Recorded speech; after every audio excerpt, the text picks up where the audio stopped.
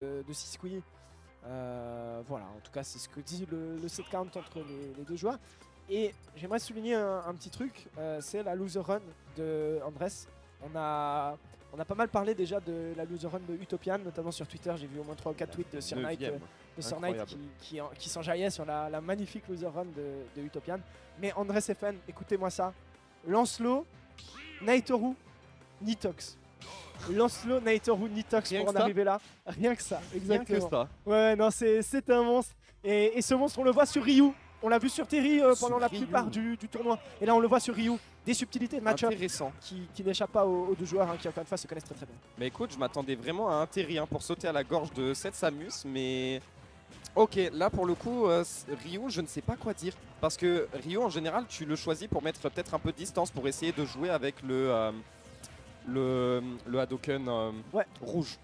J'ai oublié son nom là, je sais pas pourquoi, je l'ai plus. Mais le problème de ce projectile, c'est qu'il se casse très facilement, donc tu peux pas vraiment rivaliser face au jeu à distance de Samus. Donc peut-être qu'on veut full corps à corps essayer de lui mettre la pression un maximum et de le tuer le plus tôt possible. Bah tu peux pas rivaliser, mais tu as au moins quand même un petit peu cette option de jouer à distance, quoi, ce qui est vraiment pas le cas d'un Ken ou d'un Terry. Et donc peut-être que Ryu, en ce sens-là, étant le zoning Shoto, si je peux me permettre, voilà, donne un petit peu plus d'options pour rester aussi à distance de cette Samus. Ça force pas forcément Andres à vraiment chaque fois essayer de rentrer dans la zone, ce qui contre une Samus, on le sait, est très très difficile. Donc voilà, ça explique peut-être son choix. Après, encore une fois, c'est probablement des subtilités de match-up qui échappent à tout le monde, à part ces deux-là, parce qu'ils se sont tellement joués que voilà, ça doit tenir à des interactions assez microscopiques. En effet. Et là, globalement, on s'en sort quand même plutôt bien. Le problème, c'est qu'on essaye d'avancer avec une focus, mais évidemment, Samus, ça a beaucoup de multi-hit. Backer, c'était impeccable, carrément, du côté de Sisqui. Du coup, et bah, Andres FN qui va partir donc avec une stock de retard pour commencer. Là, attention au corps à corps, on va essayer, voilà, évidemment, de trouver son Tatsumaki. Après les down hits, la classique, on va égaliser plutôt vite.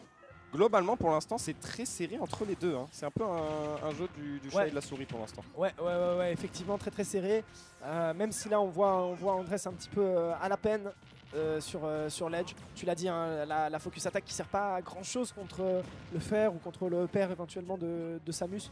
Donc ça peut être délicat. Ça peut être délicat de sortir du désavantage pour le Ryu de Andres FN. Donc si on n'arrive pas à sortir du désavantage, qu'est-ce qu'on fait? Eh ben, on prend des phases d'avantage. Voilà, tout simplement.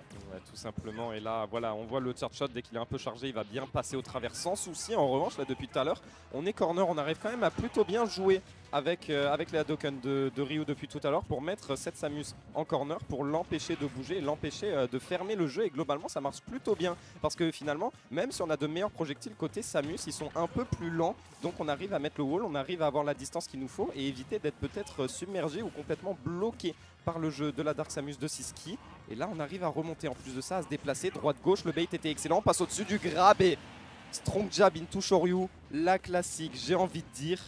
Et du coup, Andres est complètement revu. En plus de ça, il va trouver sa focus ici. Downer, upper, encore un autre ici. 64%. Rien que ça sur la Samus. Très solide là pour Andres FM. Très solide, effectivement. Avec un lead considérable. Et on dit pas non quand on joue Ryu contre la Samus. On dit pas non plus quand on joue contre le numéro 1 de son pays. Alors que la foule dans le background, vous entendez peut-être en train de pop-up. C'est pas pour ce Shoryuken. C'est pour le kid crêpe salée que vous pouvez voir sur Mystic Sword. Évidemment, et là on voit le kid screen, mais ça ne suffira pas. Andres va très bien dans sa game. Là en plus de ça, il est en ledge trap, il va peut-être réussir à punir ce nerf. Non, toujours pas, on va reprendre le centre, mais même pas le temps de spacer. Le Dante Tatsu qui va donner raison de Andres sur cette première game. Ouais, ça fait très bien le travail. Et donc Andres qui prend une petite option sur ce set. Mener 1-0 face au numéro 1 de son pays, c'est jamais désagréable. Et le choix de Ryu. Qui semble payer pour Andres. Andres qui fait des choix marqués, des choix engagés. Et la foule qui continue à pop-off pour Kid, j'imagine, face à Crêpe Salée. Ouais, évidemment. Ah, c'est des belles choses, hein. C'est des belles choses qu'on voit dans ce tournoi. J'en profite pour te remercier, te reféliciter peut-être un gros coup parce que tu as fait énormément pour que tout ça ait lieu. Et ce Major du Sud n'aura pas déçu de très très loin. En tout cas, moi je suis extrêmement heureux d'avoir pu venir jusqu'ici et j'ai vu que des belles choses, donc félicitations. Bah écoute, moi je suis heureux pour l'instant que ça se passe bien. Je suis heureux pour l'instant que ce top 8 soit bien prometteur et et donne du bon spectacle. Hein. Du coup, comme on l'a dit, il y a Kid Crêpe Salé, là, ça crie un peu. On a Andres qui est quand même en train de gagner face à Siski, 1-0 en sortant un Ryu. Ça fait plaisir quand même de voir le Ryu, parce que souvent il est pris peut-être après un Terry du côté d'Andres FN, et même quand c'est pas le Terry, c'est peut-être le Kazuya ou le Ken. Ryu en général. On le voit très très rarement. Donc là, ça fait plaisir. Et on va être reparti toujours avec Ryu, je pense, vu comment on a gagné la game de manière convaincante. Toujours avec, non, Samus au lieu de Dark Samus. Ça change tout. Ça change tout, effectivement, ça change tout. Et Smashville aussi, qui change pas mal probablement. Peut-être pas autant que la Samus, mais... Ah oui, rien que ça, il veut se boxer là, Siski. Il veut peut-être surtout l'envoyer en ledge trap le plus souvent possible, l'empêcher d'avoir de l'espace pour essayer de casser la distance comme il le faisait avec le Shakunetsu. Voilà. C'est ça. T'as à peu près 2 modes de jeu sur Smashville, c'est soit de l'edge guard, soit du juggle. Et les deux sont vraiment très avantageux pour Samus, donc que ce soit au milieu du stage, sous la plateforme centrale, ou alors sur les côtés du stage. Et donc Siski probablement essaie de faire ça. Mais la contrepartie, tu le disais, c'est que du coup on va être beaucoup au corps à corps, et ça peut être avantageux pour Ryu. En effet, ça peut être avantageux pour ce dernier, mais là globalement, voilà, on en parlait, du ledge trap compliqué. En plus de ça, le seul saut qui essayait de donner espoir à Andres FN pour pouvoir en sortir, bah, ça ne suffira pas. Down smash juste derrière, on arrive à réagir à temps côté Siski pour continuer son ledge trap. Là en revanche, on va trade avec le B, ça va nous sortir un peu de cette phase de ledge trap, mais forward air juste derrière, ça ne tuera pas. Encore une dernière chance peut-être? Non, pas de dernière chance. ça devrait faire l'affaire, effectivement, le charge shot dans les dents, c'est plutôt efficace. Mais voilà, mais Andres FN qui continue à essayer de faire des choses malgré cette première stock concédée. Même si là, on prend 66%, on n'arrive pas très bien à punir. Si, ça va, ça sera fait. C'est un peu difficile, c'est un peu difficile pour Andres FN à ce stade, même si voilà, on trouve un très beau Shoryuken, ça fait le travail. Et on peut donc essayer d'attaquer cette deuxième stock. Voilà, on va se faire grab, cela dit. Je ne me remets pas de cette réaction.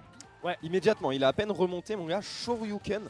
Immédiatement. Alors attention offstage, là ça pourrait être dangereux, hein. On a complètement inversé position alors qu'on était plutôt bien. Là par contre la focus était bien trop présomptueuse. Le hub est tout en haut, ne tuera pas encore pour le joueur de Samus ici. Mais ouais, voilà, on en parlait de Shakunetsu, très bon projectile mais avec une priorité absolument dégueulasse. Et là on va juste mourir du neutral B face à Samus. Et on est parti du coup à 2 stocks à 1 pour le joueur de Giants.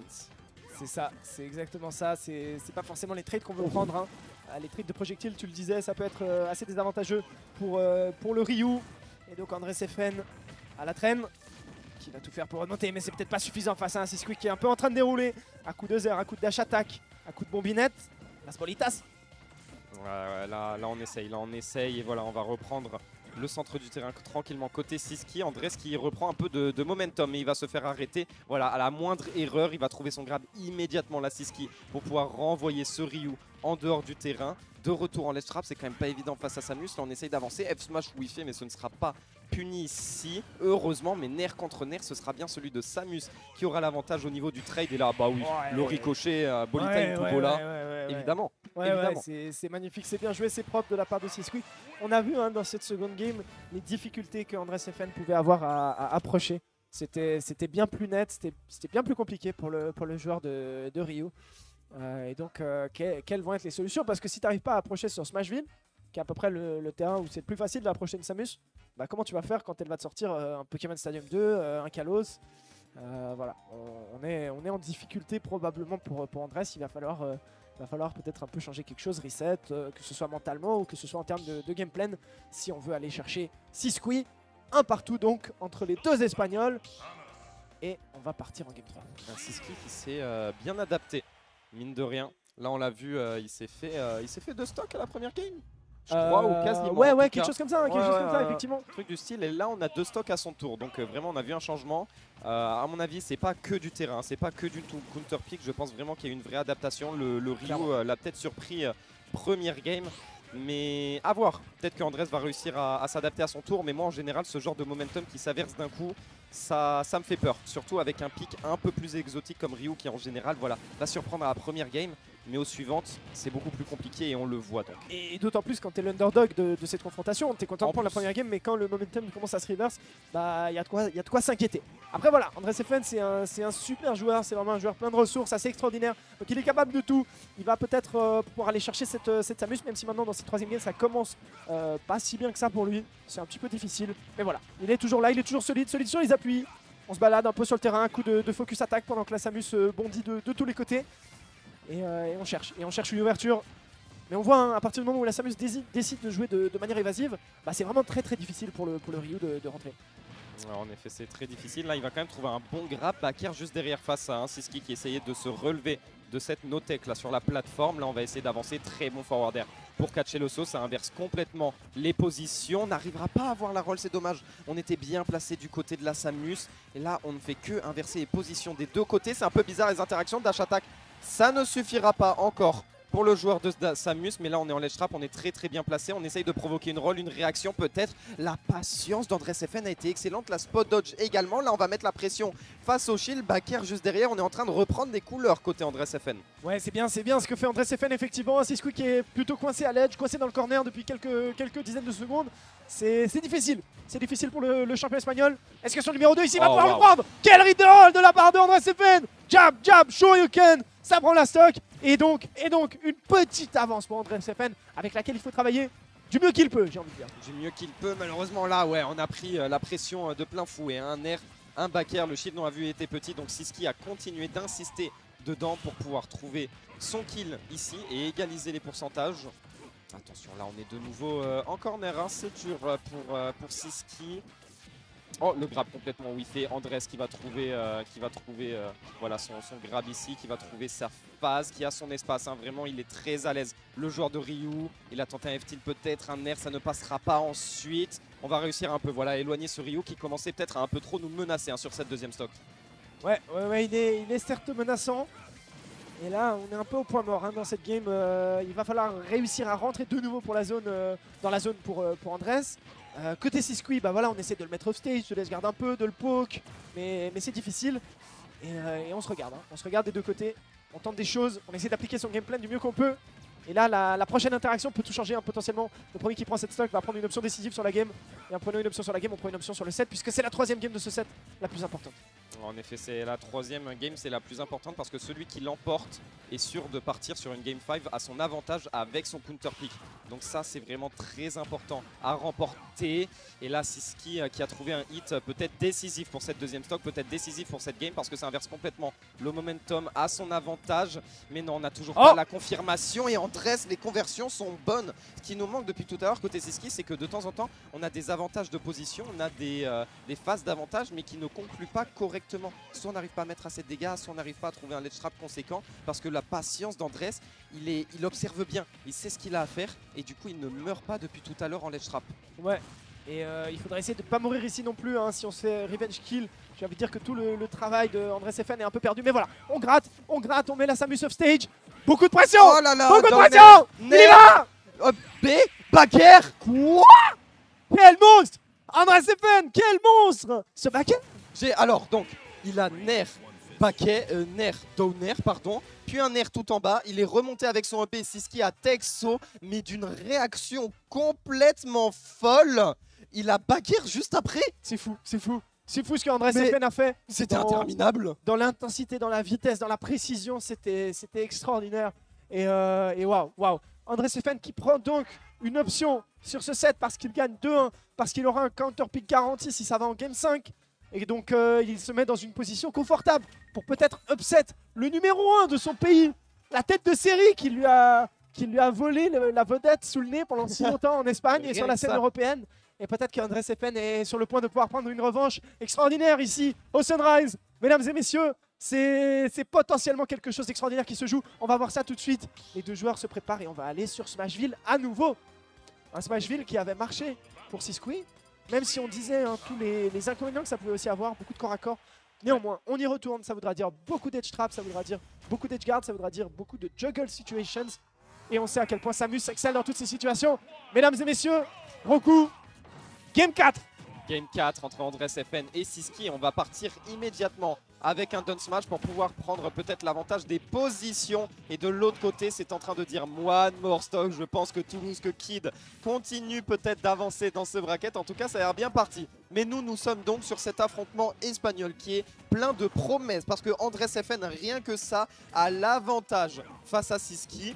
Et là en revanche, ouais, en late trap, on va prendre le neutral B, la dash attack de plein fouet. Attention ici, on va pas réussir à se placer correctement. Andres FN qui continue de courir vers Siski. Hein. Ouais, absolument. Andres FN qui essaye de rentrer dans la zone. Mais en rentrant dans la zone, il se fait souvent mettre off stage. Et en se faisant mettre off stage, voilà les situations dans lesquelles on se retrouve. Je disais avant, en comparant au gameplay de Quick, Siski c'est un joueur qui joue tout autour de l'edge guard, qui ne fait quasiment que ça. Et ça a l'air d'exploser et entre Crêpe Salé et Kid. Et je crois que Crêpe Salé l'a emporté parce que le match est fini et il n'y a pas d'explosion. C'est donc Crêpe Salé qui avancera. En effet. Et Andres, pendant ce temps-là, lui, il s'en fiche du match qui reste. À côté, il s'en fiche du bruit. Il reste concentré. Il reste tellement concentré qu'il est toujours vivant à 190% face à Samus. Il a tenté de roll, il a tenté une approche et il va finir par se faire avoir par cette dash attack. Rien que ça. Mais on est quand même plutôt bien placé. Là, jab, B, hop, ça dégage. Ça passe et ça fait donc un revenge kill. Exactement. Un revenge kill précieux pour Andres FN. On rappelle, hein, il y a 2-1 pour Andres, donc potentiellement la dernière game de Siski. On est en plus de ça en loser, donc un de ces deux merveilleux joueurs sera éliminé à ce stade ici en loser quarter. Voilà, on essaie de revenir oh là là, les bombes. Oh là là, non, pas comme ça, la classique bombinette, into bombinette, et encore. On a l'impression, tu sais, c'est un rêve, tu te réveilles et en fait c'est encore un rêve et tu te réveilles en boucle comme ça. Non, quel enfer. C'est Inception de bombinette. Ça fait très mal ici pour Andres qui va faire de son mieux, mais peut-être que cette game 4 est... Oh pop. Et ouais, ça il tourne downer. Hein. Oh, il va tech, il va réussir à bien DI in. C'est une DI très intelligente de la part de Siski. En revanche, il va se rattraper sur la plateforme, ça ne tuera pas encore. C'est exactement la réaction que doit avoir Andres. La phase était excellente, ça ne suffira pas, mais il va renvoyer un autre Shoryuken nature. Pourquoi pas? Quoi? Mais j'étais sur le point de dire, mais alors évidemment beaucoup trop tôt, mais que la game était peut-être doomed, la game 4, mais Andres FN qui nous fait un comeback extraordinaire, qui nous fait une stock impeccable pour répondre à ce petit cheese à l'edge de Siski. Après les bombinettes, Andres FN peut-être en passe de faire quelque chose de merveilleux, mais Siski évidemment ne va pas se laisser faire et pour l'instant il mène de 69% dans cette dernière stock. En effet, il mène de 69% ici, mais est-ce que ça peut suffire? En tout cas, la 108 c'est quand même assez profitable, surtout en laisse rap, le tilt. C'est exactement la réaction que tout le monde devrait avoir. Voilà. Il fait mal. Ah ouais, il fait très mal, il fait grogner effectivement. Il fait lever les yeux au ciel à Andres qui regrette sans doute un peu d'avoir attendu cette microseconde de trop à l'edge. Il s'est fait punir par ce tilt. Et mon cher Broku, on a donc une game 5 entre les deux géants espagnols ici sur la grande scène du Sunrise. C'est quelque chose. C'est quelque chose en effet, ça fait quelque chose de les voir avec ce petit fond. Oh, j'en ai pas assez parlé, mais ce fond de plantes juste derrière, qu'est-ce qu'il est beau, ça fait plaisir, les lumières, tout ça. En plus de ça, le soleil s'est couché, donc la scène est encore plus belle. Et on est parti donc pour la game 5, Siski, Andres, le gagnant affronte donc Crêpe Salé pour une loser semi qui va être exceptionnelle. Et oui, la scène est belle et peut-être que l'histoire le sera tout autant. On va voir ça tout de suite, c'est un peu un jeu du roi et de son valet, hein, de son underdog, hein, Siski qui est un peu indétrônable en Espagne et sur la scène européenne. Andres qui lui court après depuis de nombreuses années, qui est vraiment un joueur remarquable. Hop. Et comme on le voit ici, et qui rapproche les premières stocks avec seulement 17%. Andres FN qui est en train de le faire peut-être, mon cher Broku. Andres FN qui est en train de le faire, en effet. Ça, ce B est toujours très intelligent parce qu'il poke quasiment automatiquement là sur la plateforme parce qu'il fait très mal au shield, mais ça ne suffira pas. Là, ce qu'il nous faut, c'est une grosse phase d'avantage, un grab, peut-être un neutral B, de quoi avoir de l'espace, de quoi avoir une bonne phase parce que Andres est en train de prendre le large petit à petit, est en train de prendre de l'espace et en train de se mettre à l'aise pour la fin de cette game. Oh, il a tenté une grosse read là, je pense, avec la focus, peut-être une réaction de la part de Siski, mais il n'y aura rien. Là, la punition ne va pas se faire attendre. 2 EPR, 3 EPR, un quatrième Shoryuken, ça ne touchera pas au niveau du sweet spot, mais les dégâts sont présents, mon cher Benou. Ah, les dégâts sont très présents effectivement, ça grimpe gentiment. C'est plus d'une stock d'avance avec laquelle Andres FN est en train de jouer actuellement. C'est vraiment exceptionnel. Il va se faire avoir par ce EPI ici, puis par le EPR. De la difficulté à atterrir, certes, la focus attack ne va pas faire grand chose contre tous ces multihits, y compris le fer. Andres FN qui est vraiment en difficulté ici, mais qui arrive finalement à atterrir. Et même arrive à la situation en prenant la stock. 2 stocks complètes d'avance pour Andres FN. face à Sisqui, le numéro 1 espagnol. C'est peut-être une belle victoire à laquelle on va assister ici. En effet, là en plus de ça, il va bien rouler derrière. Il va pari le backer juste derrière. Don't it, Shoku, Netsu. Ici, backer, on va bien cross-up à travers la Samus. On se place parfaitement bien. Côté Andress FN qui est en train de se préparer à un excellent upset pour continuer d'avancer dans ce bracket. Là, on va bien sauter juste au-dessus. On attend une réaction côté Siski, mais on n'arrivera pas à avoir la bonne read. Backthrow, c'est enfin l'espace qu'on veut côté Siski. C'est peut-être l'occasion qu'on cherche. On va bien parier, poser la bombinette, mais ça ne suffira pas pour l'instant. Andress FN toujours très attentif au niveau du ledge trap. Backthrow, ça ne tuera toujours pas. On va revenir. C'est compliqué là pour Siski.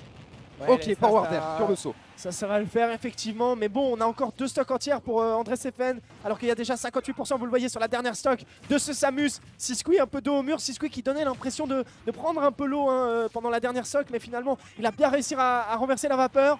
Un momentum légèrement en sa faveur maintenant, mais il est à l'edge, coincé entre le centre du stage, il y a un Ryu. C'est difficile pour Sisqui ici, qui va quand même grab Andress FN, le maître of stage. C'est maintenant ou jamais. C'est maintenant ou jamais pour Sisqui. Et Andress FN qui l'emporte face à Sisqui. L'upset espagnol, mon cher Moku. Quelle belle histoire qui vient de s'écrire en espagnol devant nos yeux. Je suis sidéré par la qualité du gameplay de Andress FN. En effet, c'est incroyable ce qu'il nous a fait ici. Quel bel upset de la part donc de Andress FN qui va donc avancer pour le top 4. Et donc nous avons nos top 4 d'un côté winner, d'un côté loser. Côté winner, on a donc, c'est donc Quick face à MK Big Boss. Exactement. Et côté loser, ce sera donc Crêpe Salé, notre dernier français, face à Andress. Ouais. Quel top 8 avec 4 nationalités différentes. Ah, j'adore ça. Je suis vraiment impressionné par la qualité de ce top 8, par la qualité des matchs aussi, par la qualité des histoires qui s'écrivent devant nous. C'est vraiment exceptionnel. On est juste gâtés dans ce Sunrise qui va vraiment rester comme un merveilleux tournoi. Et et alors on en a vu des belles choses effectivement. On en a vu des belles choses. Je suis encore un peu sous le